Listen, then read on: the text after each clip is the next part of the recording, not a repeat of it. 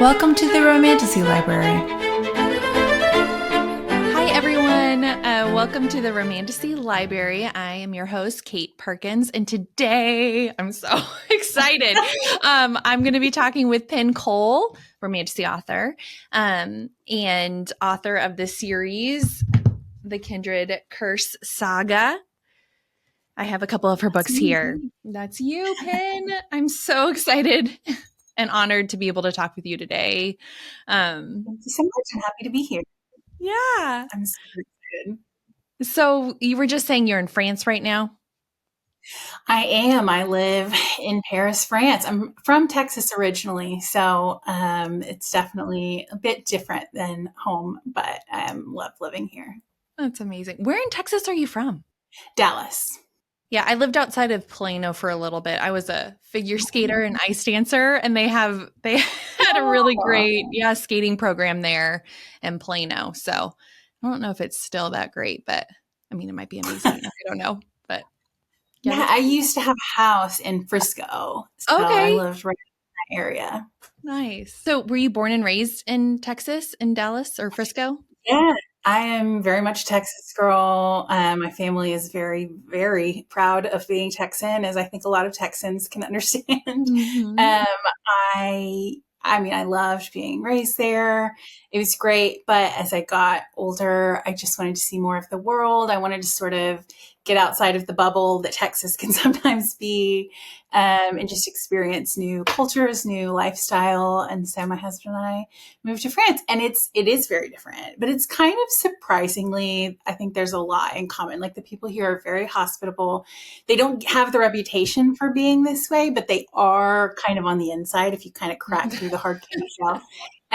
They are like so friendly and so welcoming, and they will just sit down and talk your ear off, for hours on end, which is, what I think of. And I think of people back home in Texas, just super friendly, will do anything for you if you need it. So Nice. it does feel a little bit like being home, just a different accent. Yeah, I love France. My husband and I went for our honeymoon, and we absolutely loved the people.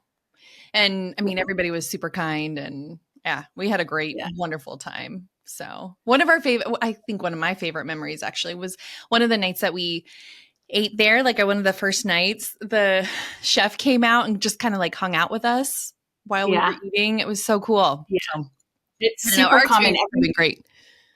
Everybody here, well, I guess not everything, but a lot of places here, the restaurants or shops, it really is like their home. You know what I mean? It's going into that place is very much like stepping into sort of their place. And if you, approach it really respectfully and, with the culture in mind, they will make you feel at home. They will give you drinks and sit and chat with you until 2 a.m. And it's great. I love it. Yeah, that was our experience. We had a great time. So, how long have you been in Paris, did you say? Well, this is our second time moving here. So, the first time we were here, we were younger and we lived here for about 4 years. And then we went back to the US for my husband's job. And then during the pandemic, we kind of had like a life reset, as I think a lot of people did, and said, what do we want out of life? And that's when we decided to move back here. So we've been here since I think 2020. Oh, wow. So going on 4 years again. So 8 years total, which is wild to think about. That is so wild. How did you choose? I mean, besides the fact that it's Paris and France is amazing and the wine and the food, I love it all. But how did you guys choose Paris? Um, Kind of a combination of things. So we actually got engaged here, and then we decided to come back for our first wedding anniversary. And that's kind of when we got the idea to move here. My husband had just sold, he works in tech startups, and he had just sold his first company. And I had a job that I could kind of do from anywhere. And so we said, well, if we can live anywhere we want, where do we want to live? And we were here on vacation and we thought, I don't know, this looks pretty cool. And we had been taking French just for fun as like something to do as newlyweds. And so it kind of stumbled into it, but we also, there's a lot of aspects about the culture here that we love. It's very focused on you don't live to work. You know what I mean? You do your job and you work hard when you're at your job, but then when you leave your job, you leave your job, and you go home and you focus on your family or you focus on your personal hobbies or whatever. And it's not the same hustle culture that I think gets emphasized a lot in the US. I actually was an attorney before doing this, becoming an author. And I mean, it was not uncommon to work 80, 100-hour weeks on a regular basis. That was just like expected. And it was so normalized that that's just something you do. And I hated that. You know what I mean? Like, we have one life to live. We can't spend it, grinding all of the time. And so that was a big part of why we wanted to come here, because we just wanted a more balanced lifestyle where we could do work that we love, but also do other. That's incredible. And you're right. Like, I think definitely in America, right? The hustle culture is pretty intense. And I can't imagine working 80 to 100 hours a week. So, what type of an attorney were you? And was that in Texas then? Yes, it was. It's in Dallas. I was a corporate attorney, so I worked for very large companies, kind of helping them buy and sell other companies or raise capital for new startups. And it's not something that should have required 80-hour weeks. We weren't like saving lives. You know what I mean? It was just moving money around, honestly, and signing a lot of contracts. But even still, even though it wasn't the most, pressing, urgent work, that was just the expectation that you be available 24/7 all of the time. And I just don't think that's sustainable for people. No, It's no. it crushes you very quickly. Yeah, burnout, I can imagine, is real in that Oh field, yeah. and it's real in my field too. And yeah, I mean, with the high stakes though of money, like working with contracts and money, I can imagine that was a lot of Yeah. pressure and stress. Even though you said that it's not like saving lives, I mean, when you're working with, I'm sure, quite a bit of money with in the corporate Oh yeah. A lot of world. money. Scary amounts of money. Yeah. Oh my gosh, I don't know if I would be able to sleep at night. I'd be so stressed. It is, yeah. I mean, it was not the least stressful job in the world, but I mean, I also enjoyed it. It was fun working with business owners, and that's always been my background, is working with business owners. That was definitely a higher echelon than I was used to previously. But it kind of is the same all the way up and down the spectrum. People have an idea, they have a service, they are really passionate about it, and they, want to sell it and get it out there. So I find that that's kind of the same, no matter what level you're at. Yes, absolutely. So, how long were you an attorney for? Gosh, I don't even remember how many years. It wasn't that long, honestly. I think it was 3 or 4 years before I switched over into writing. I intended, when we moved here to France, I intended to keep working as an attorney. And then I just took a leap and started writing instead, and never really looked back. I am so glad that you became an author. I love your series so much, and I cannot wait to talk more about it and how it's like absolutely grabbed me, my heart. I'm so invested in this story in this series. But how did you meet your husband? So we have a crazy story. We met on Match.com. At the time, I was working in the wedding industry, and I was not meeting a lot of single guys, as you can imagine, in the wedding industry. My weekends were taken up with weddings.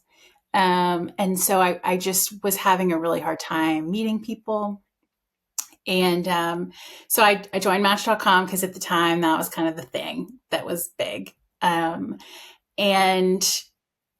so we met, and what's crazy is a week after we met, we actually ended up just completely independently being invited to the same event that had kind of assigned seating, and our seats were assigned next to each other. Completely just random. There was nothing that like put this together. It was just totally Wow. random. So we actually would have met and had to sit next to each other for like 3 hours, like a week later after we met on Match.com. So it felt like fate at that point that we were meant to be.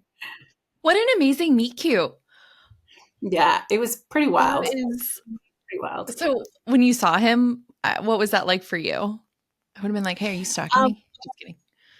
it was crazy. It was, well, I mean, we felt like as soon as we met, we felt like something was different. You know what I mean? I've never been with somebody that like the second I meet them, it just feels right, you know? And I had that feeling with him. We got very, very close very, very quickly. And so even though it had only been a week, by that week, we were really close. We had spent like pretty much 24/7, every waking moment talking and getting to know each other. And so that I think kind of escalated things Oh and my made us goodness. feel very feel like this was something we needed to hold on to. Yeah, that's so romantic. I love that. And what year was that in? How long ago was that? Oh, jeez, I should know this. It was in 2007, I believe. Okay. So we've been together a while. Yeah. What an incredible story. And gosh, you have done so much in your your past lives. Yeah. An I'm attorney. What else have I'm you very much done? a millennial. I like Yeah. to like change my career every few years. I think I'm staying with this one. I think I I found the hope you one. do. I hope you do. Um, up until now, I have very much been a millennial of just like changing my job every 3 to 5 years because I get bored. So, but this one I'm sticking with, I swear. Well, you clearly have a very creative spirit, and huge talent for writing. So I'm glad that you found this and that you're going to continue doing it. But anyway, yeah. So can you tell me a little bit about some of the other past experiences that you've had? You worked in the wedding industry. It all kind of weaves together. It's not as random as it sounds. I went to school for writing, actually, and I wanted to become an editor and work in publishing. But when I graduated, I didn't really have the money to go to grad school, and that's kind of the path, into publishing. And so I had been doing photography just on the side during college to pay the bills. So I said, okay, well, I'm going to do this for a couple of years while I save money to go to grad school. And so I did that. I opened a photography business. It kind of took off and was pretty successful. And then I transitioned from that into sort of coaching small business owners and helping them because I've always been very business minded, and that's a very art forward space. And so a lot of my colleagues were very scared by the business side of things. They didn't understand, you know, finances and pricing and customer service and marketing and all of that. And that's always been something I've really enjoyed and that has come more naturally to me. And so I sort of transitioned into coaching and advising small business owners, which is what inspired me to go to law school and sort of amp up my knowledge in that area. So then I went to law school, became a corporate attorney, and then now full circle moment back here to being an author, which is, was always what I wanted to do from the beginning. Mhm.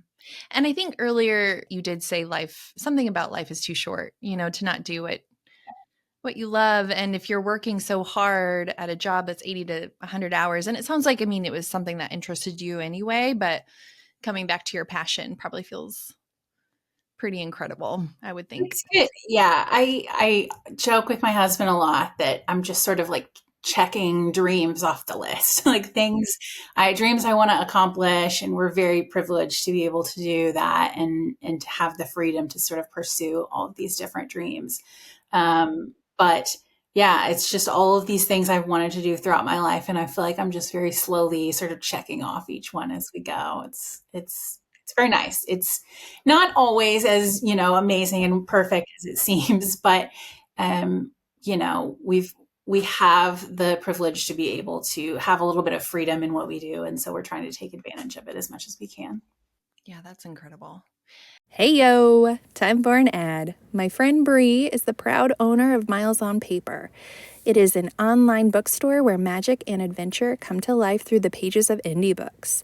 At Miles on Paper, they are passionate about connecting independent authors with readers, and they do this by curating unique blind date book bundles. custom book boxes, blind date puzzles, and a remarkable collection of traditionally published books. By the way, their blind date book bundles are so much fun. I had the honor of getting one myself. I highly recommend. You can find her website at www.milesonpaper.com. Check them out. Can we talk a little bit more about your love of writing? And I mean, obviously you studied that in college, so that has always been a passion of yours. Yes, I always wanted to write from very, very, very young age.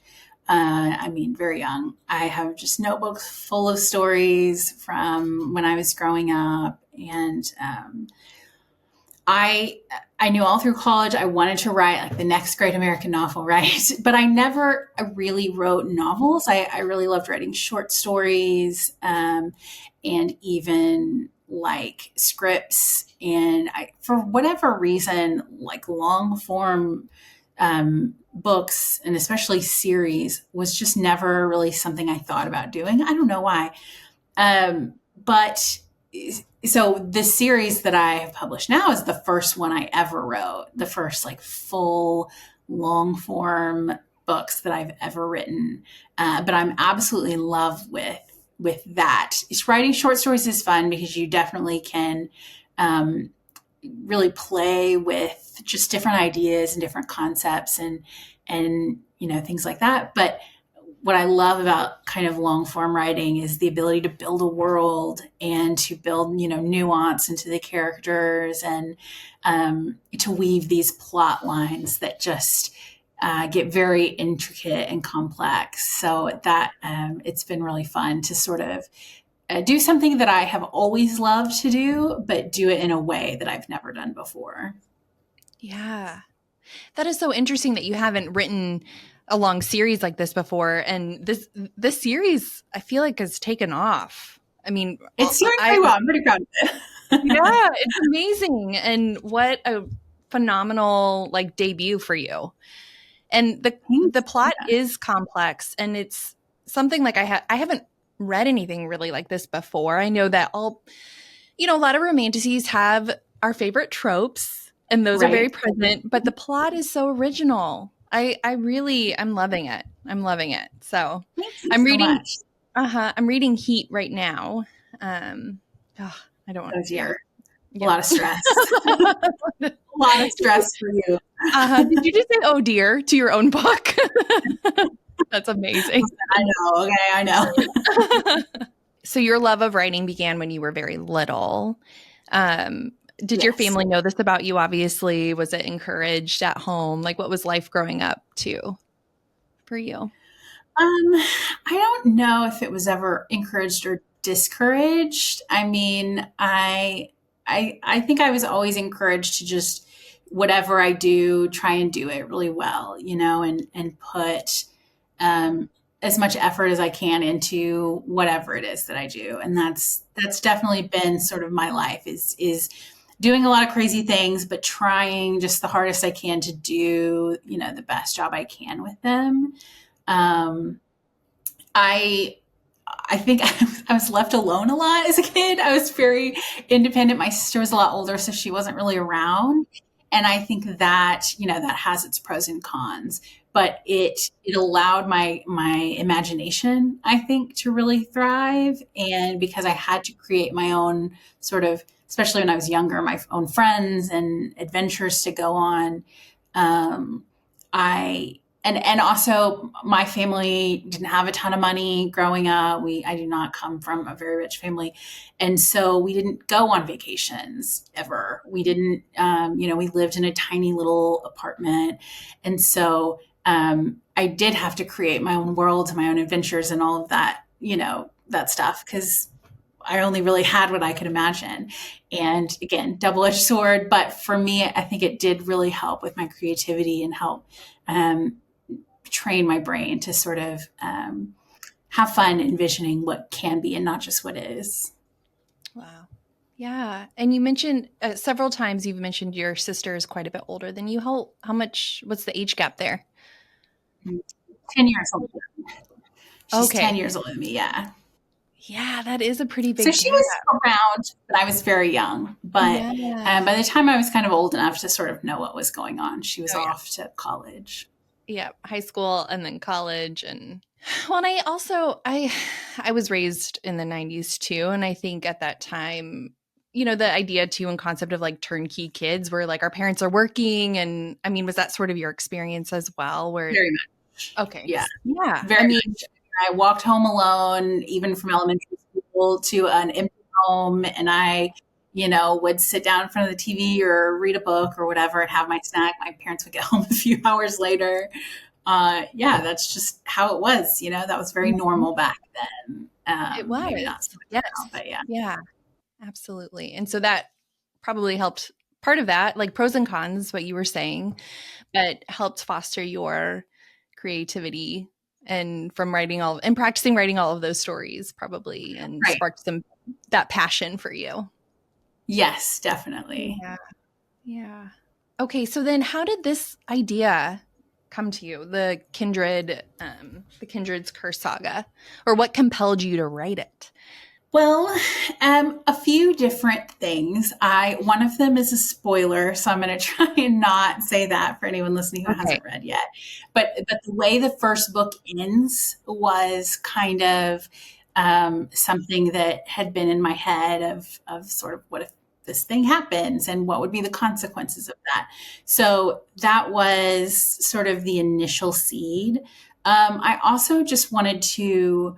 Um, Tell a story kind of about um, a world in which so something I say a lot is like in sci-fi we get a lot of this like aliens coming to earth taking over the earth and how do people react we get that a lot in sci-fi. We don't get that as much in fantasy. We don't kind of have that sort of archetype of a story as much. And I thought that was a really interesting idea of like, what if some gods, these magical gods with powers come and sort of colonize this small, sort of isolated continent of group of people?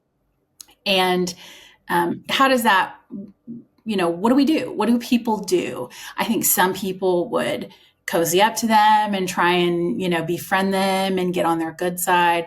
I think some people would rise up and fight against them and form a rebellion. I think a lot of people would just put their heads down and try and survive and, try and not rock the boat. And I thought that interplay of human responses, and particularly sort of over many generations, if they stick around, how does that affect humanity and, the communities? It's kind of a parallel to like generational effects of colonialism that we see in the real world.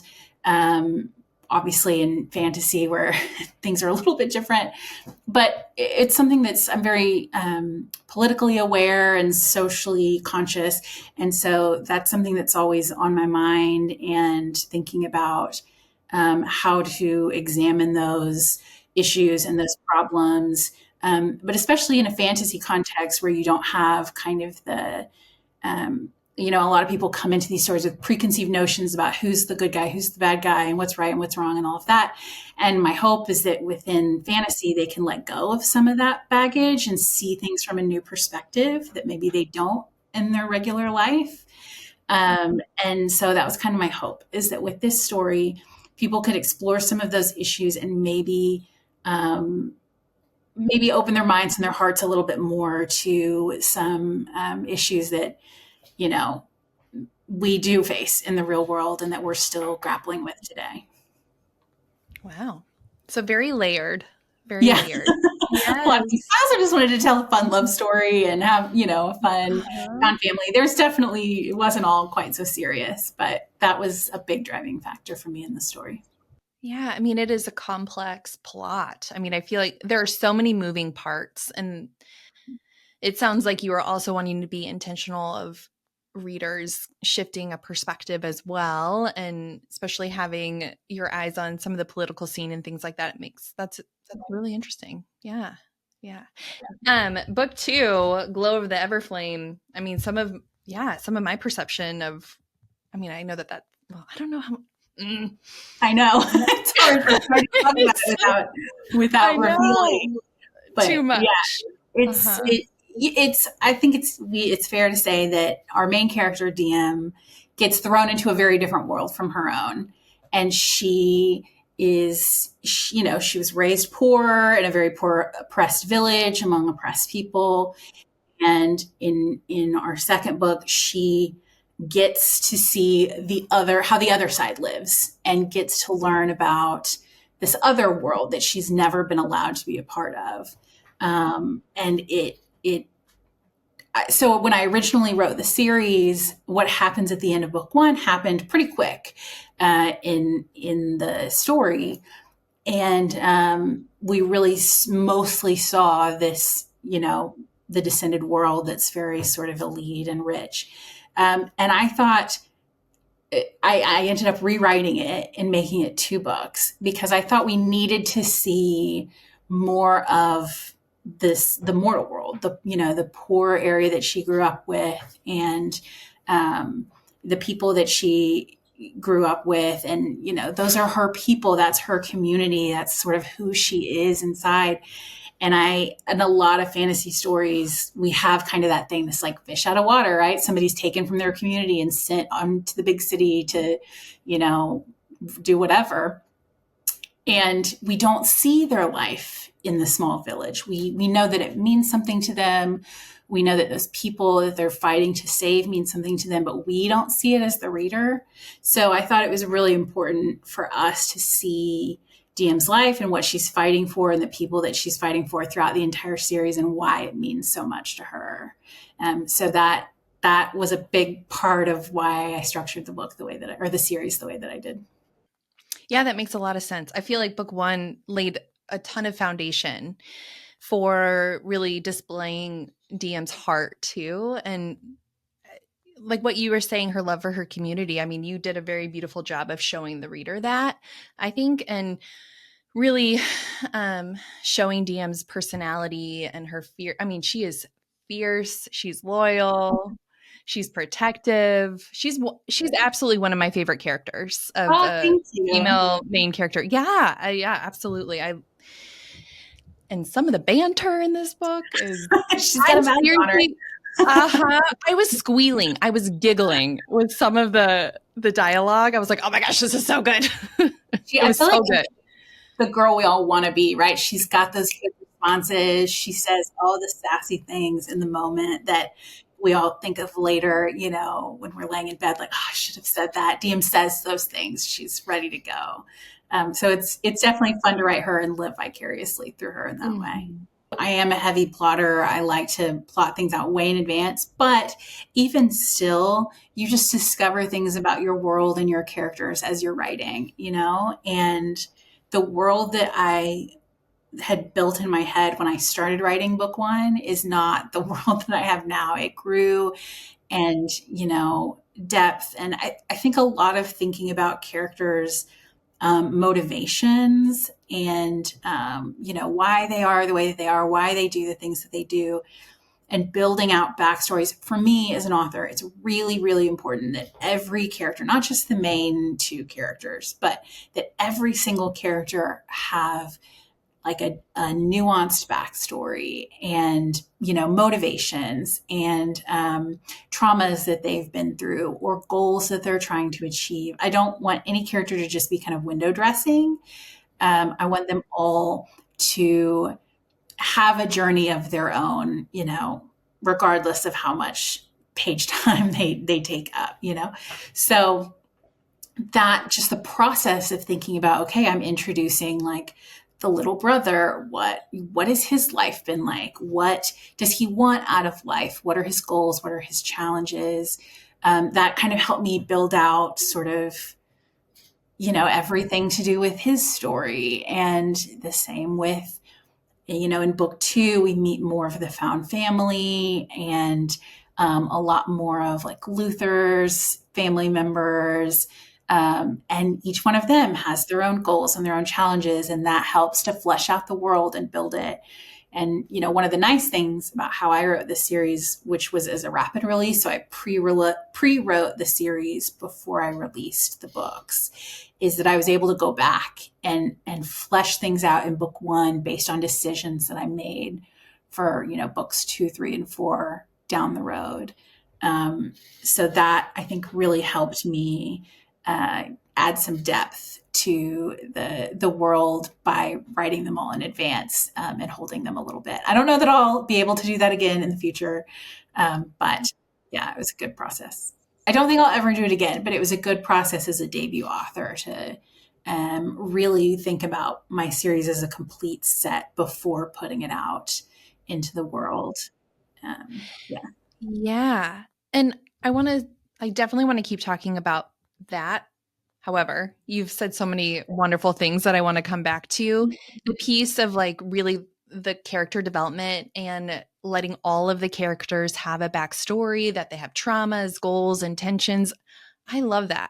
I love talking with authors too about that as well. I'm a therapist. I love dissecting characters and really, I just love that anyway of getting to know people and what their motivations are and what excites them and, their background. And so I guess what was that process like for you of creating these characters? And they are, I think, so well developed.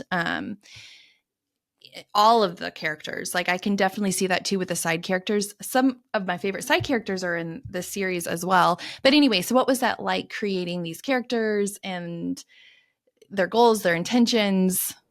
What was Yeah, that it's process like for you? it's super super fun. For me personally, I really like taking a personality and sort of turning it up to 10 for our side characters. Like Taryn isn't just a goofball; he's like the goofball himbo golden retriever, right? And Elise isn't just a sort of badass warrior; she's like the badass warrior. They're all kind of sort of a little bit of extremes of whatever it is their personality quirk is. And that's really fun to write, to lean into a personality trait or, some kind of archetype and give each of them really different personalities, different voices, different goals and opinions. And just each time I'm writing them, really saying like, okay, I'm putting myself in this different headspace. What would they do that's true to them? Not just what sort of advances the story along or like furthers the main character's goals, but what would they say and think and do in this specific situation? And to me, that results in a much more interesting story in the long run, even if it's a little bit more convoluted to get there. Mm-hmm. No, I love it. I love the convoluted way to get there. To really, it helps to be immersed in the story and to have, oh gosh, what's the word? Yeah, to be invested. I think that's so important. Who would you say is your favorite side character?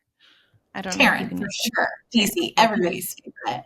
I Everyone love. loves He's so Uh-huh. fun to write. He brings the light and the joy into some very kind of dark, sad situations. And so it's really fun to be able to pull myself out of the trauma or the sadness or, whatever the main characters are going through and just have a little bit of levity, a little bit of fun. Taryn does have a lot of trauma of his own to work through for sure. And we especially are going to see that in the back half of the series. But what I just love about him is that he always can bring light to a situation. He can always sort of bring joy into it. And he's just the best friend you could hope to have. He's such a loyal and fun friend to have around, and he's a joy to write.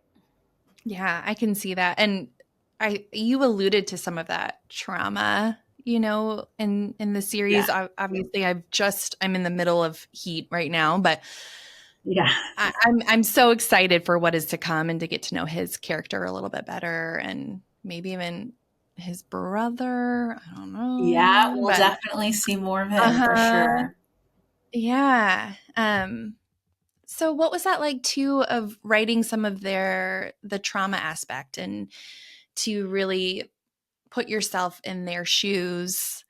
Did you draw from any personal experiences, or did you do research of like what are different responses to trauma? Because I mean, it is really trauma I've informed. done a lot of research. I don't know that I have necessarily put.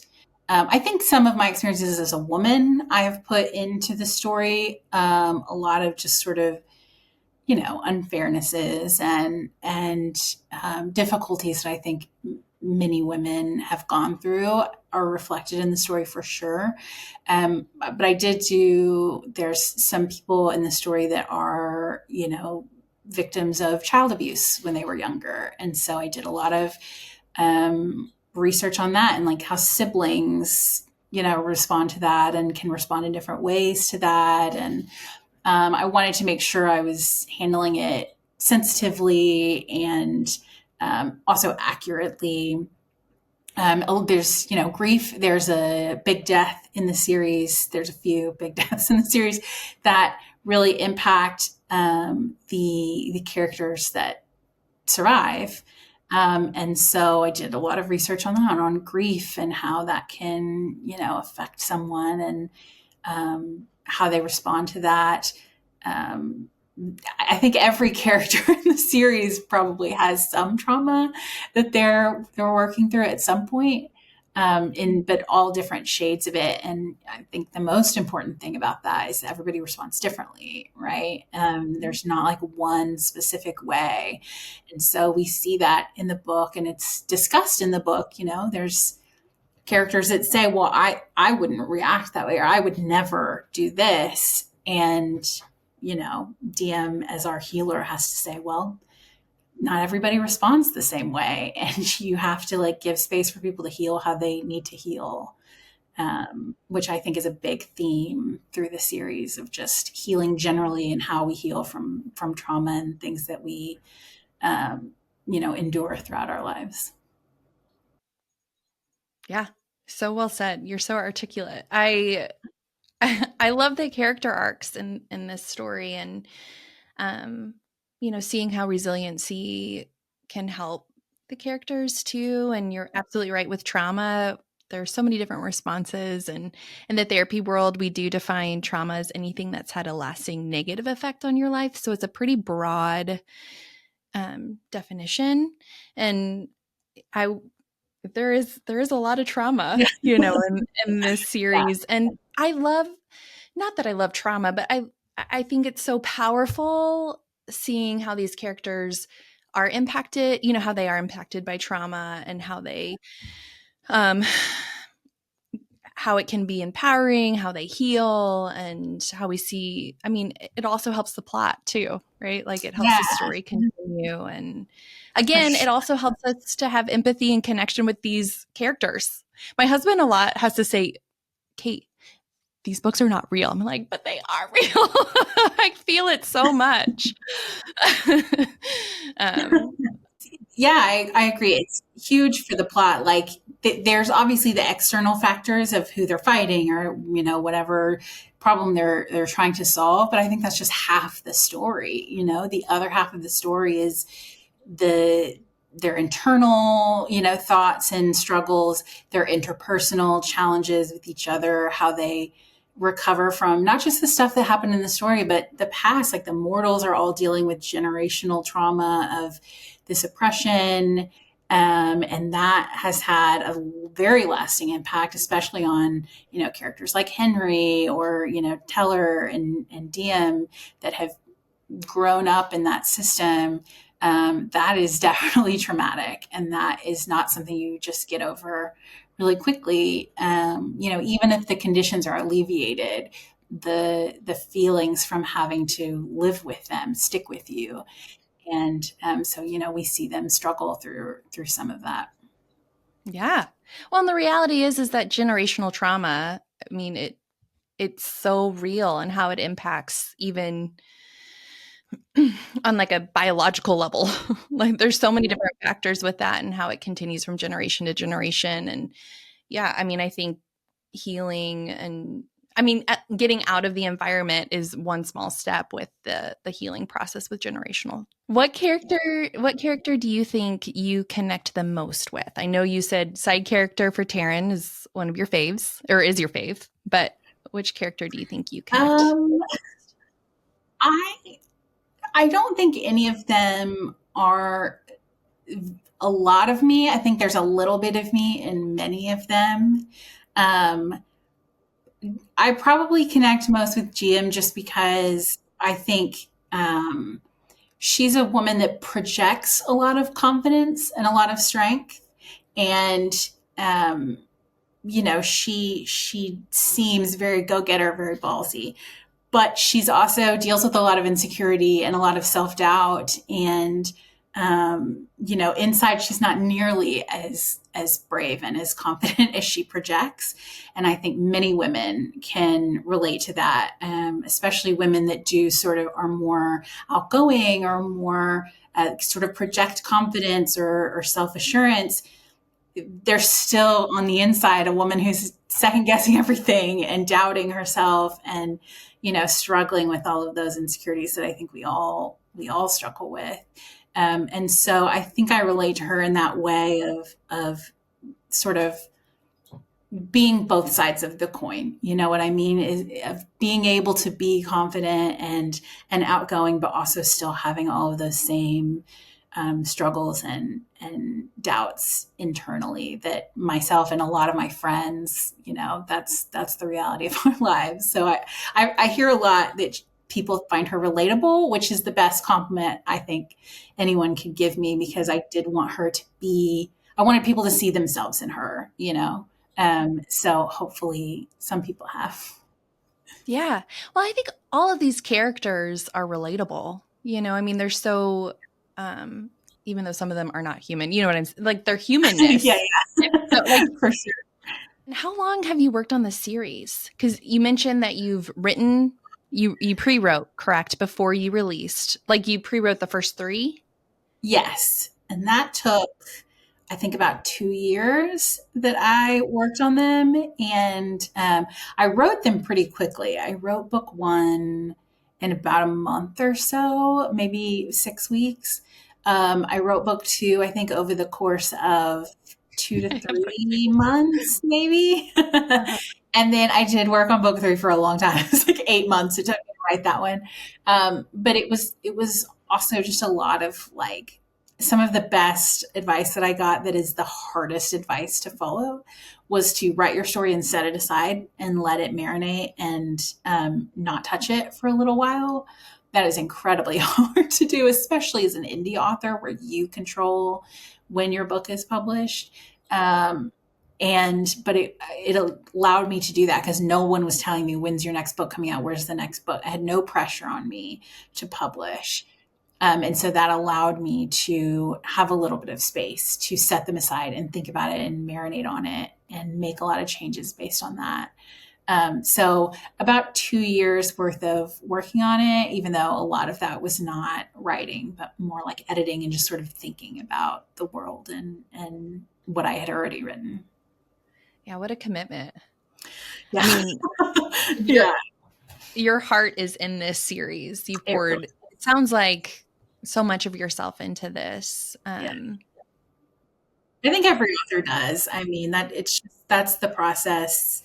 Probably, I shouldn't say every, but for most of the authors I know, it's a very personal process of just pouring yourself onto the page and, exploring a lot of your own issues, insecurities, worries, fears, all of that through your characters. It's a really emotional but rewarding process. Can I ask you what insecurities or fears have you worked on through, or do you feel like that you had to confront as you were writing this series? I mean, I think a lot of just feeling like not good enough. DM in the various roles that she plays throughout the series, I think deals with like, I don't deserve this. There's other more deserving people. There's more competent people. There's people working harder than me or that probably earn this, deserve this more than I do.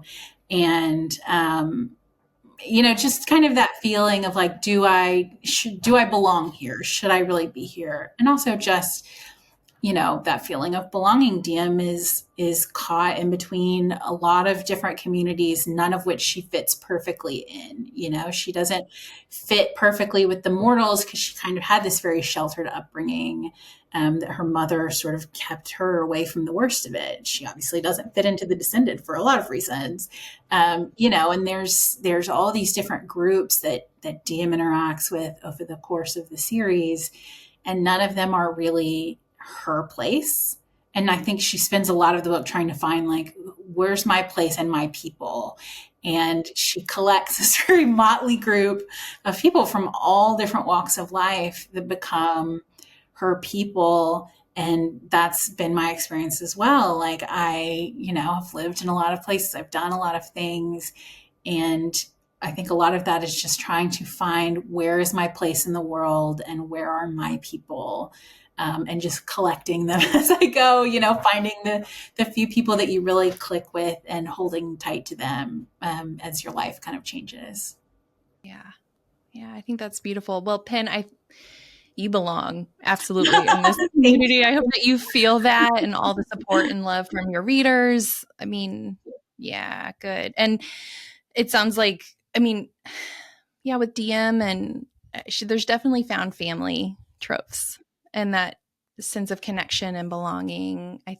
It's interesting that I feel like it mirrors some of your experiences too, and finding your place and, and your passion and being able to live that out. And Yeah, and there's definitely a found family in this, but there also is a real family, and sometimes it's one or the other, right? In these series, you get either family members, or there is no family and they have to sort of build their own.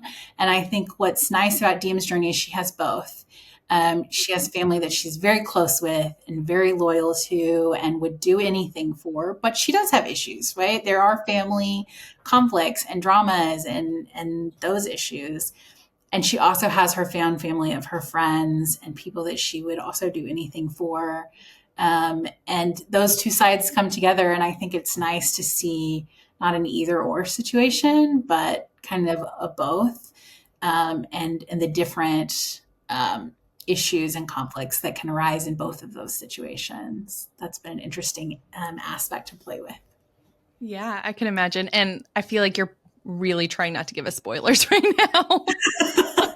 Watching you talk, I'm like, is there a spoiler there that I can read into? But so you've written the books. Can we talk a little bit about the process of being an indie writer some more? So you mentioned being a plotter versus a pantser. Yes, I'm big time plotter. Before I wrote a word, I had all 4 books plotted out. I had, down to the scenes and the chapters and certain little bits of dialogue. And I just, for me personally, every author is different, and some people can do this. For me personally, I couldn't really build a super intricate world with a lot of different sort of interwoven plot lines without really planning it in advance. I'm just not good enough at doing it on the fly. I need to plan. And so I also really wanted this series to be for the rereaders. I love rereading a series, and I love picking up on little bits the second or third time you read through that you realize, oh my God, we had the answer from the very beginning, or, we knew this all along and we didn't even know it. And in order to accomplish that, I really had to sit down and think about, where is this going? Now, of course, once you start writing, anything can happen. Stuff goes off the rails very quickly, very often. So I did give myself the freedom to allow things to change as I wrote. But I had kind of those sort of bounds of where I wanted to go with the story, and the big points of what needed to happen so that I could sort of play in the middle. Earlier, you were saying of writing the story and then setting it aside. I would have a hard time with that too. I can imagine like getting excited about a series and really invested in the characters, the plot, and wanting to keep. So what is the reasoning, I guess, behind that advice to write it and then set it aside and let it marinate? What's the purpose of that? I'm a big believer that our subconscious processes things, when we're not actively thinking about them. And I some of my best ideas happen when I'm not thinking about my book or working on my book. I'm washing my hair in the shower, or cleaning my house or something. And then all of a sudden, boom, I get this idea how to fix the big issue that I've been wrestling with. It never comes when I'm sitting down actively thinking about it. It always just comes at a random moment. And so I think that giving our brains some space to process everything we've written and process the story um, allows us to think about things on a different level than we have been when we're actively working on it. And at least for me, I know that that's true because almost everything that people say they love from Spark in particular was stuff I added after that period of letting it rest. It was, when I came back to the book after a few months and I realized, okay, I need to add, this, and this. Those are all of the things that people point out as their favorite scenes or their favorite lines or aspects of the story. So it's so hard to do, but I do think it's really beneficial writing advice to just give your story some time to breathe before you jump straight into editing them or publishing them or, whatever. Yeah, that really paid off for you. Yeah. Some I'm really glad. really, I mean, yeah, there are some I've in my Kindle just highlighted so many amazing quotes and dialogue, and I can imagine that not rushing the process really helped, develop those scenes and those conversations and the dialogue and the character development. I mean, all the things. Right. So Yeah. Especially early on in my first few books. Now that I'm a little bit more experienced, I am a little bit better about thinking about that stuff as I'm working on it. But writing my first, 2 or 3 books, I think it was really helpful to just take my time and not rush the process and allow those stories to grow, because it was a new process and I had a lot to learn, and giving myself space to learn those things was, I think, really helpful. how long did it take you to write Burn then? Because is that fully completed, Burn? Oh, Burn can we talk has about that? been, I can talk about Burn. Burn has Okay. been probably about a year, honestly, in the making. I have not been actively working on it for a year, but in bits and pieces. I That's one of the things I had to learn as an indie author is writing book 1 and writing book 4 are just night and day different experiences. I Writing book 1, it just came right out. The story, I wrote it super quickly. I didn't really have to think about it very much because it was new, and every decision I was making, I didn't have to rely on what I'd done in the past. You know what I mean? I could just make decisions on the fly. With Burn, every single chapter has probably 15 to 20 points I need to hit and little arc things, because every character has an arc that has to be resolved by the end of the book. And, but I also want to make sure the chapters flow and that they don't feel like you're just hitting, 15 to 20 points, by rapid hitting various plot aspects. And, as I've been writing the books, I have been able to say, well, that doesn't quite fit in the scene. I'll deal with it later. I can't do that anymore. This is later. So everything has to be resolved. I don't like to leave. I don't like stories where things are left unresolved. I don't want to write a story where things are left unresolved. So I want to give every character the end that they deserve. And that has just been a really time consuming process. I've loved it for sure, but it's been, it takes me 3 or 4 days to finish a chapter. Whereas when I was writing Spark, I could do 2 or 3 chapters in a day. It's just a very different experience.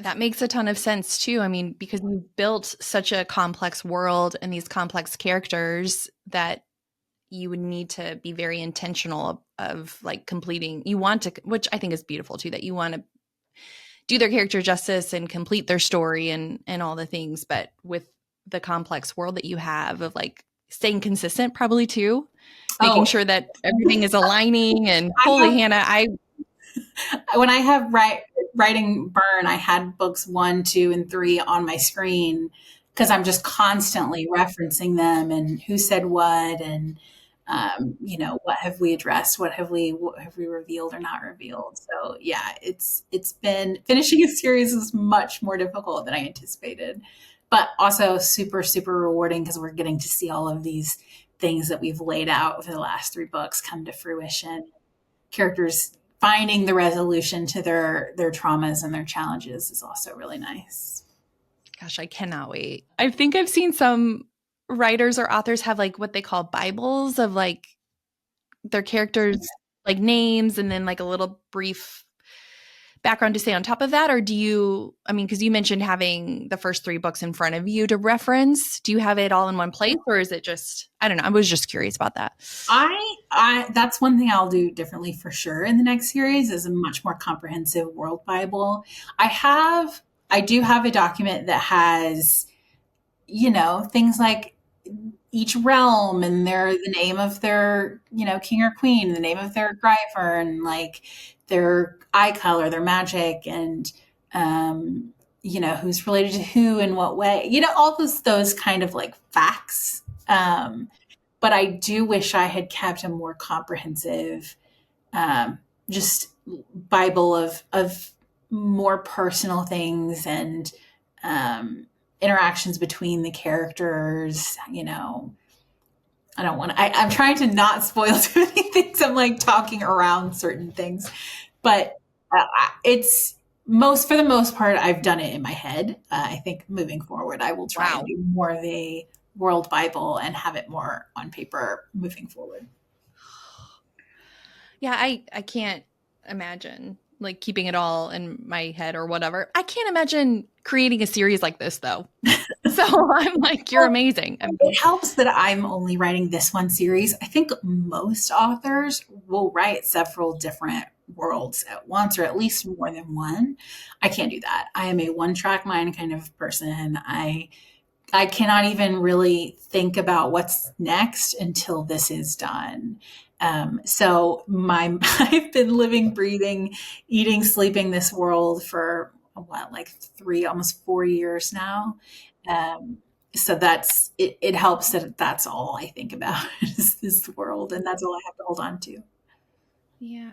Well, and I think that that speaks to your commitment and like it, and I can imagine too how hard it's going to be to say goodbye or to, yeah, Yeah, how I've cried emotional a that might be. lot.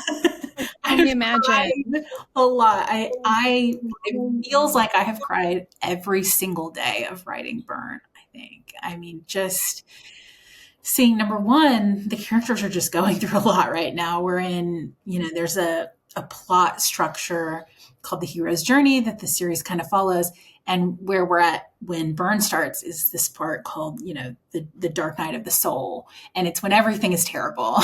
Everything has gone wrong. No one is happy. It just seems bleak. And so that's where we're at with a lot of the characters when the book opens, is that things are just really bad and they're not really sure how they're going to get out of it yet.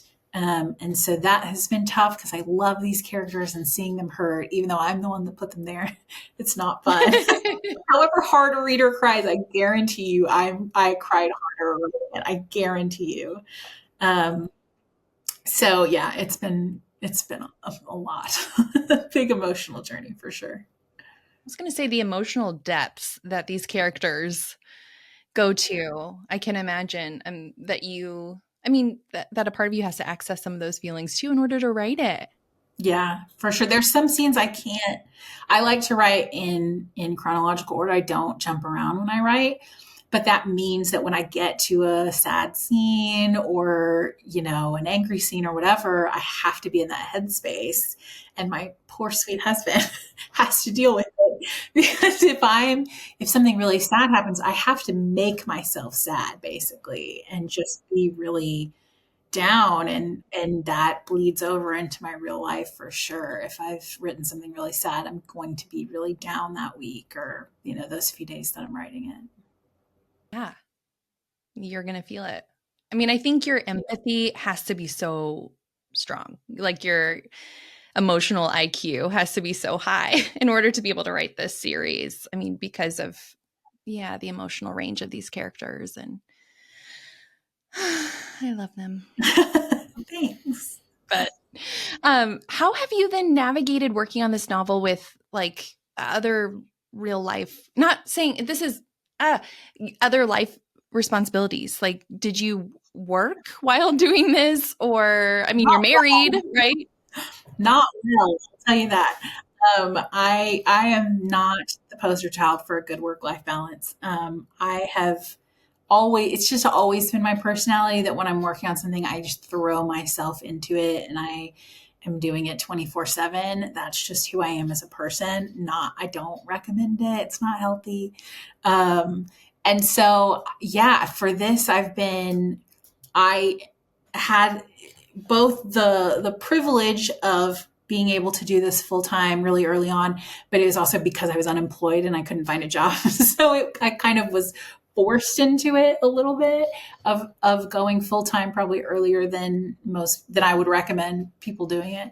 But it was a blessing in disguise because it really allowed me to sort of immerse myself and have that one track mind, which is where I work best. I have not balanced real life super well with it. And it's an ongoing struggle, especially now with the books being out, and being relatively successful. I think I'm super grateful that the book has taken off and that it has really found its reader base very quickly, which is not normal for indie authors. But it's been a real adjustment for me in managing, because before the books were out, I just wrote all day long, and I was able to put myself in the story for 8+ hours a day without interruption, and that's just not realistic now. There's a lot of other things that have to be done to manage, an author career. So I'm still working on that, still trying to find my place, balancing all of that. Yeah, it's an emotional career just generally as an author, putting yourself out there. There's a lot of feedback. There's a lot of opinions on, what you wrote, and that's something you have to learn to accept and deal with if you're going to put your work out there for people to read. And also just, I think every single author I know struggles with imposter syndrome so much and struggles with feeling like their work isn't good enough. No matter how successful the author is. I mean, some of the most successful best-selling authors I know came this close to deleting their best-selling books a week before, publication because they were certain it was terrible. And for me, like, I felt that way with Glow, and I think Glow is most people's favorite book in the series. It's my favorite. Yeah, most people I think love Glow. And for me, that's the one I felt least confident about. I came so close to just not publishing it and saying, I need to redo this book because I don't think it's good. it was, did really, really well. So the emotional roller coaster of the industry on top of the emotional roller coaster of the story, and what the characters are going through, it's a lot. It's fun. That sounds brutal. It is a little brutal. I mean, it's fun. Every day's new. But yeah, it can be a lot. Yeah. How have you dealt with some of that feedback? I did want to ask you and talk about this, and if you don't want to talk about it, that's totally okay. But the pushing back pushing back burn and what that process was like for you. And if you've had any negative feedback, because I think in your posts, I reread it before joining you today, and you were like, I'm so sorry if anybody's mad at me. I'm like, who would be upset with her for this? Like, that has been the darkest period, I think, of the writing journey for me, is pushing it twice now, because I just don't want to disappoint people. And the readers have put so much trust in me, and they have taken a chance on me, especially as a debut author that has no history. And I feel so indebted to all of the readers who have taken a chance on me and my book. that I just care so, so much about like honoring that by giving them a good story and, being an author they can rely on and trust. And so damaging that trust by not keeping my release date was just super, super hard for me. And I mean, everybody in my life will tell you I got like maybe 3 or 4 hours of sleep a night for like a month, just trying to like keep that date because I really wanted to. And, a couple people very close to me had to sit me down and say, like, you're not doing your best work, number one. So you're not really honoring the story and you're also driving yourself into the ground. So it's time to pull the cord. It's time to accept defeat and just, accept the consequences. And I think that's the right decision in the end, even though it was really difficult. I think years from now, what will matter is if I told the story right and if I did the characters justice. And if people are angry with me, they have every right to be, and I don't judge them for that at all or criticize them. I'm judging them. I'm so sorry, but I do not be mad at Penn, people. I mean, Sorry. I do think readers should be able to trust release dates and they should be able to, rely on books coming out when authors say they're going to come out, which is why in the future I'm not going to set release dates until the book is like done and ready to go. But if people are going to be angry with me, that's just something I have to accept. But ultimately, the most important thing is telling the right story, and that's just going to take however long it's going to take. And I'm learning as I go. I'm making mistakes. That's okay. A lot of authors have a series that no one reads, and they get to make those mistakes early on. I have I'm very, very lucky to have a lot of readers reading my debut series, but it also means I'm making my mistakes, in front of a lot more people. So, pros and cons. Yeah, I can imagine the pressure feels more intense for your experience. And Penn, can I ask, you tend to be more of a perfectionist Oh yeah. too? Or, Oh yeah. okay. Big time. Yeah. Big time. Yeah. Yeah. Yeah. Well, I can't speak for all of for the readers, but my hope is that you're taking care of yourself. And if you can't take care of yourself, then the story isn't going to come, I can imagine. Like, you are the tool, right? And there needs to be some self-care and boundaries and rest and all the things. And I hope, yeah. Anyway, I hope that you're feeling support from the readers too. I definitely am. Everyone has been so, so kind and supportive and wonderful. So that has been a big relief that, 99% of people have been just very supportive. And I think in general, this community, they give, what they get, right? So if you give kindness and understanding and respect to people, for the most part, you get it in return. Of course, there's always going to be like the tiny fraction Outliers. of Yes. people. But Yes. in my experience, I have found that most people, as long as I'm kind and understanding and compassionate with them, they return that to me. So that has been a very positive thing. And I do feel really supported, and I really, really appreciate everyone that has sent like a kind note and said nice things. That means a lot to me. Yeah. That you're feeling the love and the support. And Mhm. Yeah, I will say, I feel like I've met so many kind and compassionate readers through Instagram. And I think that is a beautiful perspective of what you're giving out to the community. It's also kind of what you're receiving. And um, I don't know. I know too, with perfectionism, it can feel like nothing is enough and the keep striving for that. And if you're giving out compassion to others, I hope that you're also giving that to yourself too. That is a tougher struggle, but I try. I mean, I'm not the type to sort of linger on decisions. I will do as much as I can to make the right decision in the moment, research it, consider everything.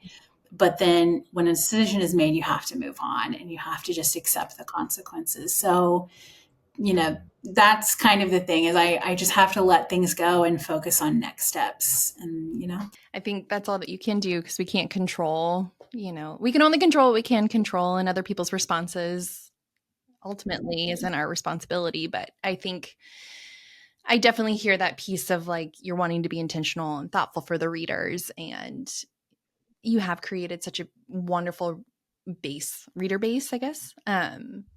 Yeah, and you're wanting to hope, I don't know, to build trust there. And I trust you. I know Thank that you this so is going to come much. out and everything that you're working on, and I don't know that it's going to come together nicely, with the characters. So I can't wait. But no pressure. Don't put any more pressure on yourself. Soon, very soon. As much as I love it, I also respect your boundaries too. Who are some of do you have any book crushes, character crushes? This is such a random question. Or within your own series, For sure. I love a strong woman, obviously. I love, Aelin from Throne of Glass is my girl. I love a girl with a sense of humor. I love a girl that's very confident, that holds her own. So pretty much any woman like that. I love she's so controversial, but I love Tori from Zodiac Academy because she's just I haven't read that series yet. Oh, it's a wild ride. The wildest ride you will ever go on in a book. It is crazy. And anybody who's read it, I'm sure, is listening right now going, yep, it's wild. Um, you know, any any character that just I think is really female character that's just really strong and kind of like takes no crap. I love that because as I do women in too. this world, we don't get to do that very much. And the women who do it often are punished for it. So seeing it happen, I hear a lot of criticism of well, a lot of female main characters are this way in this genre. You get a lot of the kind of badass, strong women. And I think there's a reason for that. I think it's because in our world, we don't get that as much. We aren't allowed to have those women, or if we do, they get suppressed and pushed down and worked against. And so it's so fun as, female authors, especially, to write those characters and let them succeed and let people respect them for those traits, right? Not despite them, but because of them. And so for me, those are always really fun stories to read. Um, for men, I'm a sucker for I married a golden retriever. He is he's the absolute most golden retriever of human beings ever. Just sweet, nice, happy-go-lucky guy. And so I love to read the opposite of that in my books. Oh, he's not listening. Just the grumpiest, crankiest, misanthrope. I hate everyone. I hate the entire world except for her. She's the only one that I like. I will do anything for her. I'm a sucker for that trope. So any character like that is just I wouldn't want to marry I one know. in real life, but in my books, great.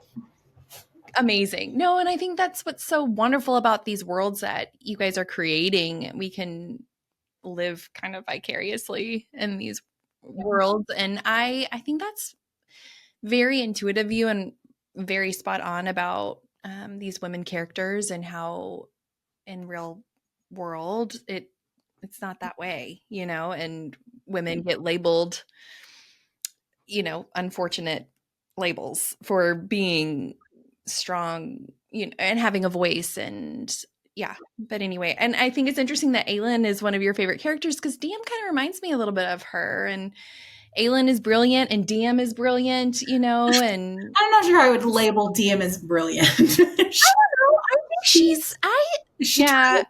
tries. She tries. And I think sometimes she's a little misguided, but Yeah. I don't know. I think, yeah. She does not always make the smart. I think Aelin always makes the wise decision. Maybe not the wise, Okay. but Okay. in the end, it ends up being wise, right? In the moment, you think Yes. Aelin's what are you doing? And then it ends What up. are you doing, girl? With Yes. him, she's just making every mistake that there is to make. I think making every decision wrong. But she does it very confidently, and I think, leads with her heart a lot. I mean, she just cares so much about even people who don't deserve it. And she's always leading. She's a healer at heart. That's a big theme in the story, I think, is Diem is a healer. And even though she's trying to get away from that because she associates that with like being when she was young and sort of just wanting to follow her mother, and now she wants to go do her own thing. But that really is who she is inside too. She wants to heal the world. She wants to heal all these traumas that everyone has. And she's just a fundamentally like good, annoyingly good person. I think it gets her in a lot of trouble. But yeah, there's definitely a lot of similarities in the sense of them being like funny and witty, and just because I love banter. But I do think they maybe there are some differences too. yeah. Elon's Yes, very smart and competent, and Diem is trying her best. she's trying her best. She Yeah. is. Okay, and then some of the scenes, I hope it's okay to talk about this too. I think in a post you mentioned that burn is going to be a little bit spicier, steamier. Did you say that in a post or Yeah, no? it is. I mean, I don't want to give away too much, but Okay, don't give away too much. there's more. But what was that like writing those scenes? Weird. It's very, very strange. I think some people love writing those scenes. I'm not really one of them. They're like my children. These characters are like Dean's like my daughter. Luther's like my son. It's weird for me. It's like I haven't yet commissioned any like not safe for work art because it's just there's like a block in my head that these are my children, and that's weird for me.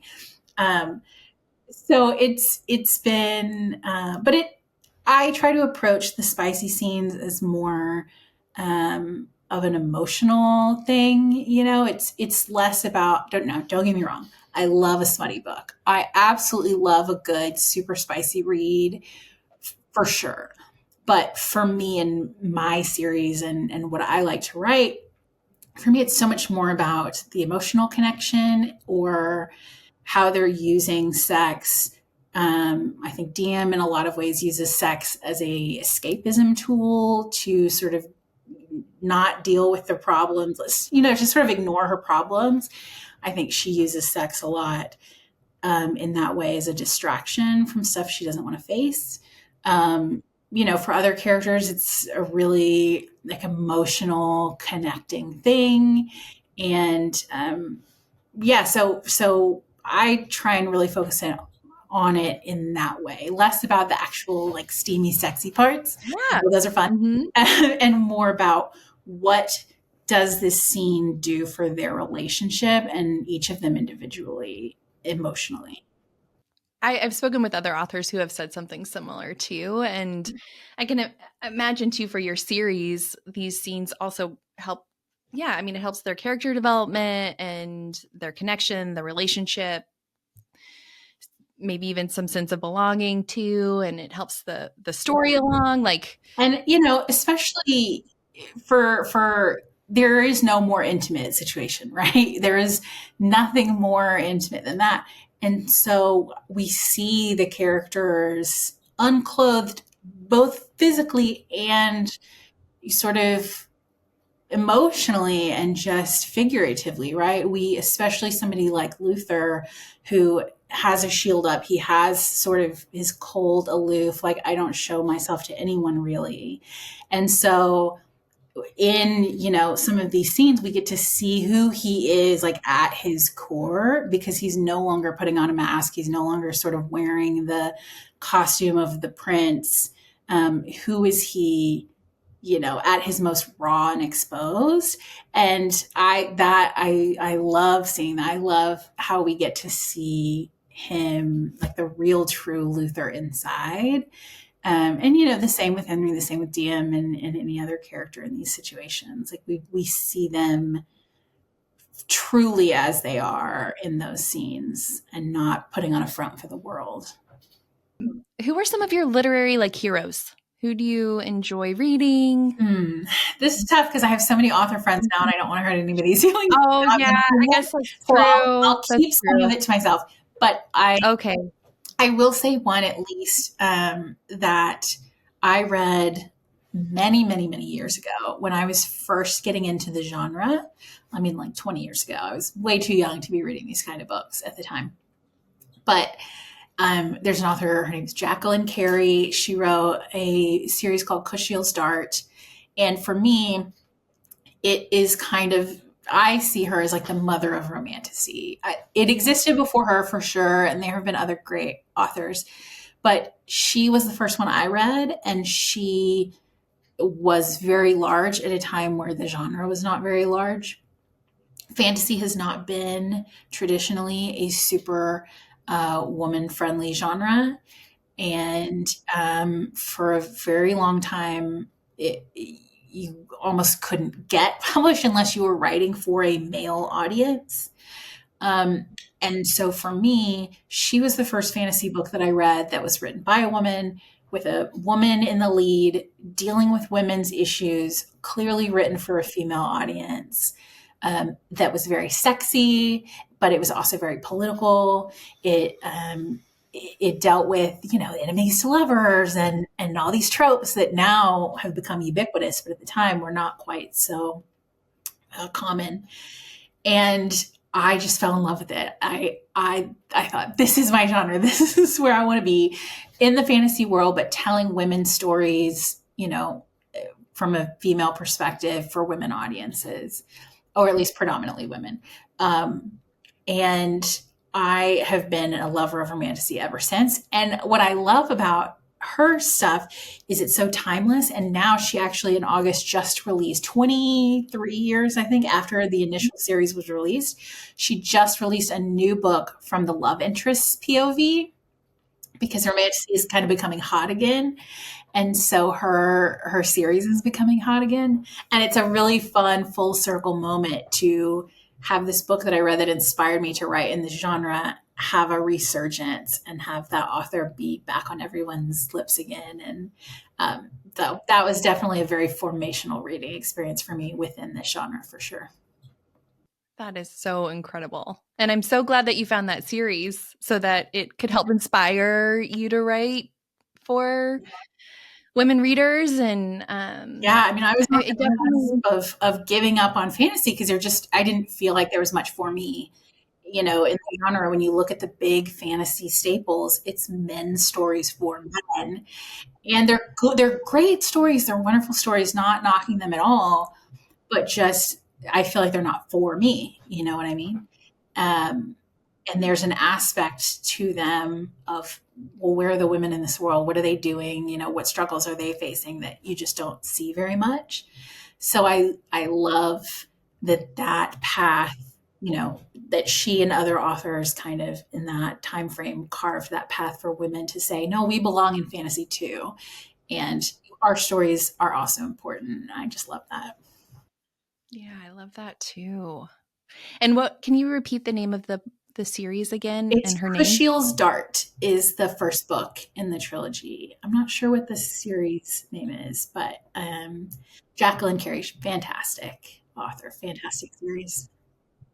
I think there is something so powerful of, as being a reader and then finding a series or a book that you genuinely connect with and that feels accessible to you. And I agree. I mean, I honestly, I don't think I really read fantasy before even Outlander. I think Outlander was probably what got me into the romantasy world as an escape and to be able to connect with these strong women characters. And Yeah, there's a few. I think I like to call them like gatekeeper series, right? That ACOTAR is a huge one that you just hear over and over and over again. People say this got me back into reading, or this got me into fantasy. It's the first one I've ever read. I think Fourth Wing is that for a lot of people as well. And these series that people who never tried fantasy before are trying them and saying, oh, there's a place for me in fantasy. What I saw on screen, which was like Lord of the Rings or whatever, what didn't feel like it was for me, but this does. And I love that this resurgence of romantasy and these, big series that are reaching out into audiences well beyond the traditional fantasy reader, are just bringing so many people, number one, back to reading, period, which is fantastic, but especially reading fantasy and especially bringing women into fantasy because that's just a great place for us to be. Yes, I agree. Well, Penn, thank you so much for taking the time out of your day to talk with me. What time is it in Paris right now? It is 8:30 p.m. Oh my gosh. Thank you so much. Yeah, thanks for And having me. everyone, yes, you guys can find her book Spark on Amazon, any big retailer, right? Yeah, pretty Her much website. everywhere books are sold, hopefully. Uh-huh. And and even my neighborhood bookstore had these. Oh, So that was really good. nice I love that. seeing As an that. indie author, it's really, my books are not in a lot of physical bookstores. So every time I hear that somebody sees one in an actual bookstore, it's so exciting for me because that's pretty rare for indies. Yes, I bet that is really exciting. And but yeah, you're making a big name for yourself and the community. Anyway, so you guys can find her book there, and we'll be on the lookout for any other announcements for Burn. And I hope that you continue the self-care. Thank you so No much. rush. Don't rush the process. But thank you so much, Penn. And I hope you have a good rest of your evening. Yeah, thank you for having me. Hey everyone, thank you so much for listening to this interview with Penn Cole, author of the Kindred Curse series. I hope you loved it as much as I did. I love Penn. This was so much fun. And I'm definitely fangirling that I spoke with her. And I'm so honored to share this conversation with you guys and hope that you felt part of the convo as well. So thank you so much for joining my podcast, focused on celebrating and promoting authors who write fanciful stories that make my heart sing. Also, if you're feeling generous, please feel free to leave a 5-star rating and review. Maybe like and subscribe. Thank you so much for being here and helping celebrate these amazing authors. Next week, I'll be back with another author, and I can't wait to share that interview too. So thank you so much, guys.